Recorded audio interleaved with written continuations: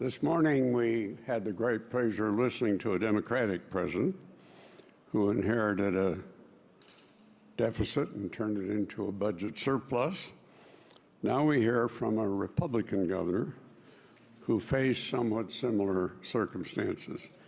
Governor Mitch Daniels inherited an $800 million deficit in his first budget and turned it into a surplus of more than $1 billion.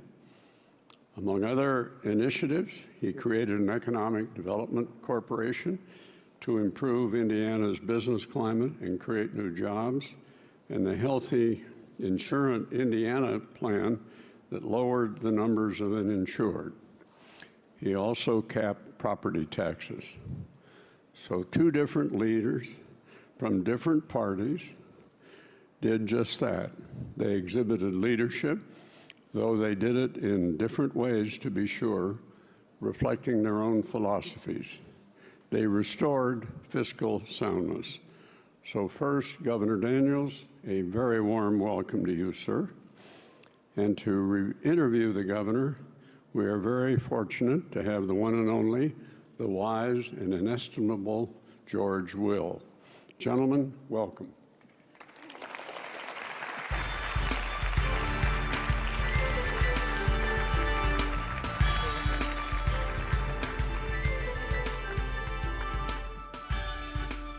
Counts. Governor Daniels, as unfortunately he seems determined to go on being known, is a good example of what I take to be the Midwestern political culture. Out in the Midwest, where men are men and I am from, they cotton to a kind of low-key but effective leadership, of which I think it's fair to say he is an exemplar. Recently, Governor, you said to an audience here in town that the United States is menaced by a survival-level threat, lethal to liberty, more implacable than those America has defeated before. You were referring to the red menace of red ink. In Indiana, you took a deficit of $900 million, $700 million in 2003, and it became a $1.3 billion surplus in 2009. Could you do the same thing in Washington? Well, first of all, we have to start with the only operating principle that makes any sense in life, and that's optimism. So we have to say someone could.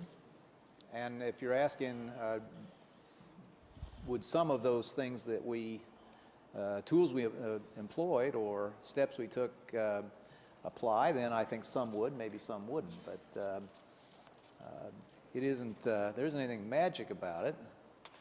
If one summons the will and makes the case.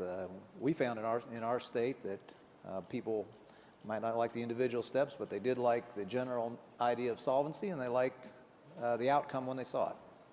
It's often said the American people are ideologically conservative but operationally liberal, that they subscribe to all the principles of limited government until it comes time to limiting government. Did you find that kind of cognitive dissonance in Indiana? We found some of that. I remember mumbling under my breath more than once that people say they want straight talk till they hear some, tough decisions till you make some, spending cut till you cut some. But I think it's very important not to sell the American people short. To me, it's the single most important thing we can bear in mind. This is a room full of people who understand the problem, the dimension of it we're facing as a nation, as well as any one could assemble in the country.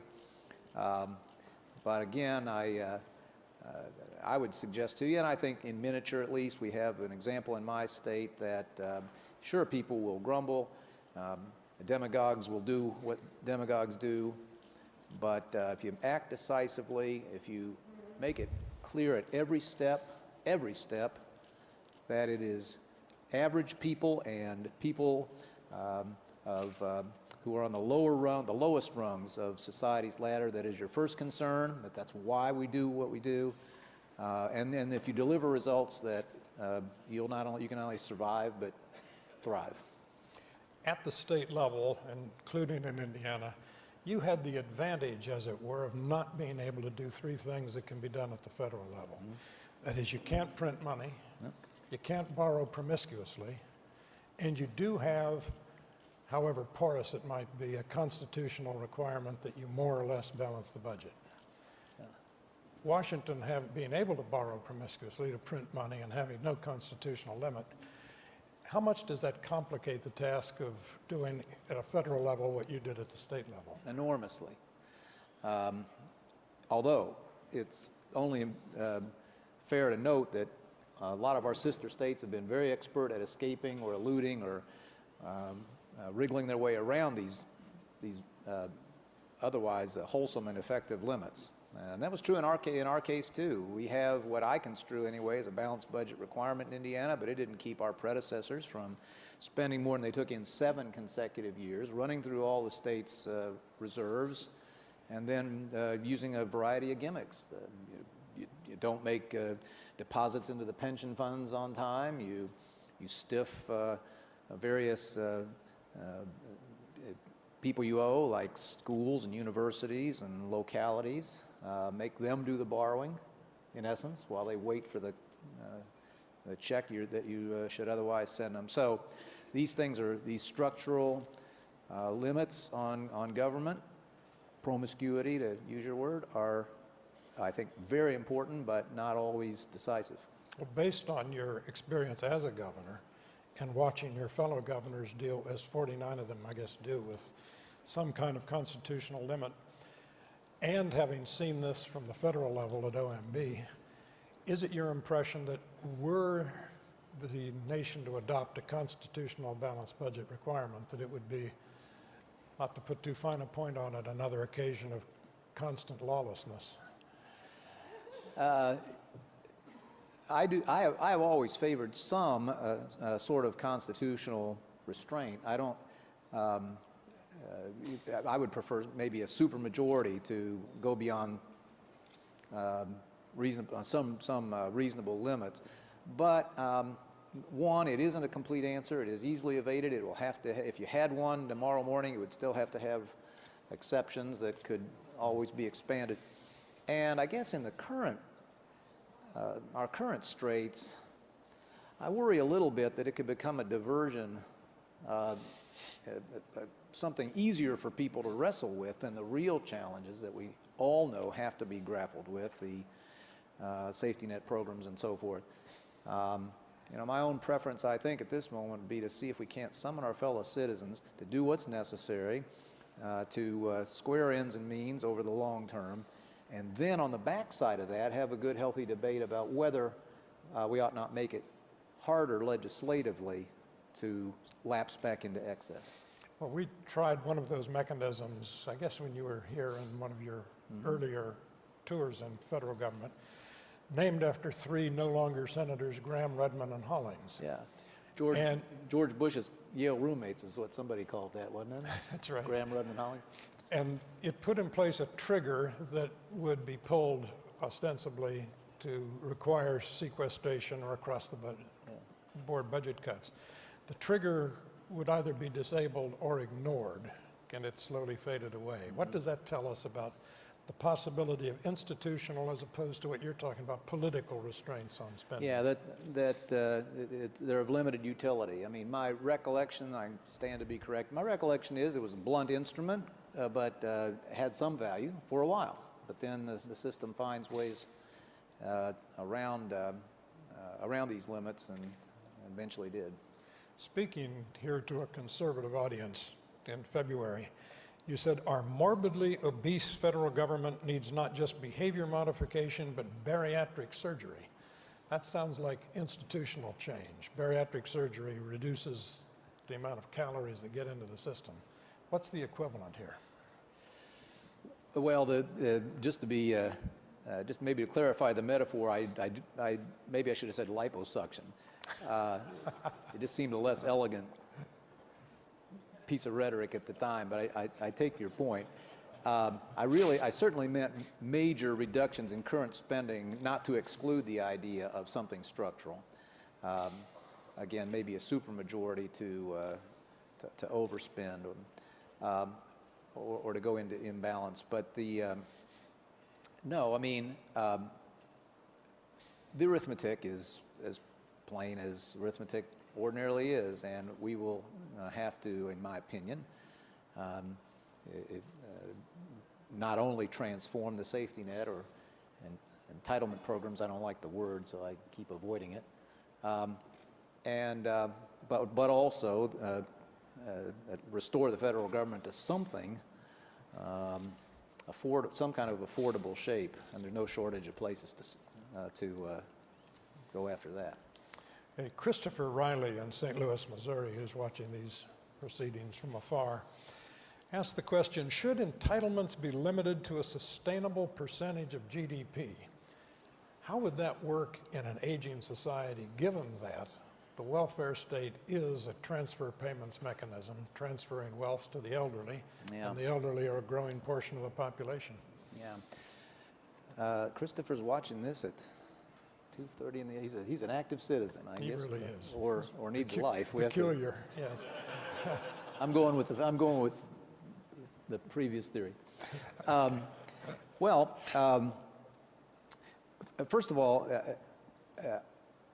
I just, for one, am in favor. Could be in favor of almost anything that really changes the long-term trajectory we're on. Wouldn't want to exclude anything. I have never been particularly enamored of arithmetic formulas, either in the Constitution or even in statute.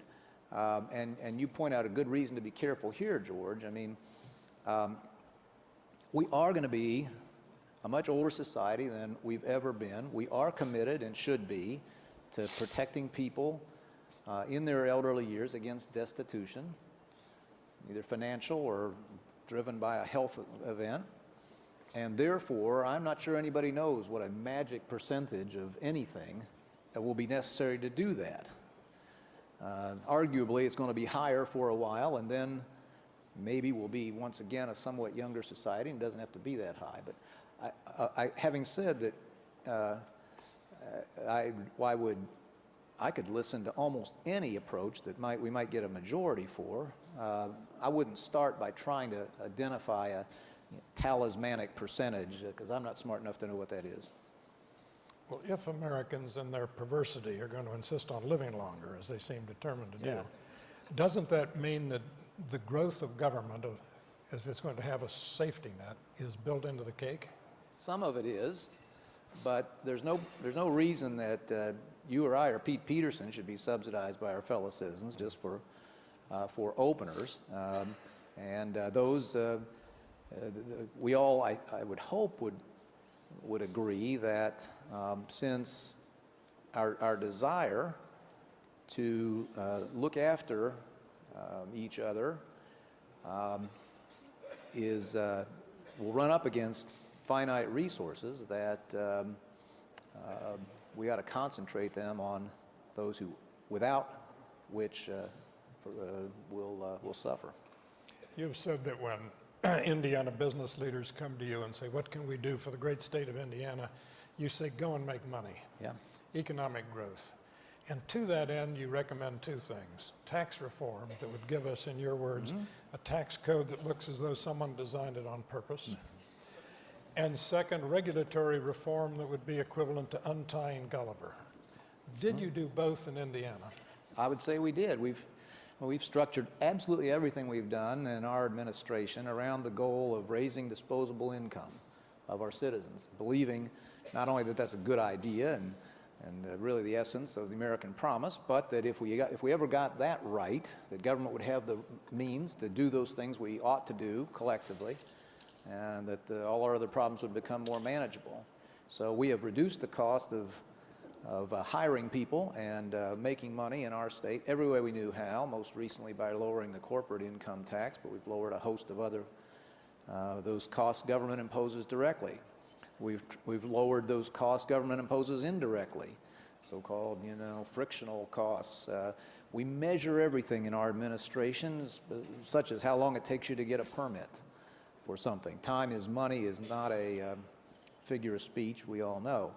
And this is what we work on. I defined it as the objective of our administration. Every single person in leadership in our administration knows that we're going to be looking at their performance based on how well they did or did not contribute to that goal.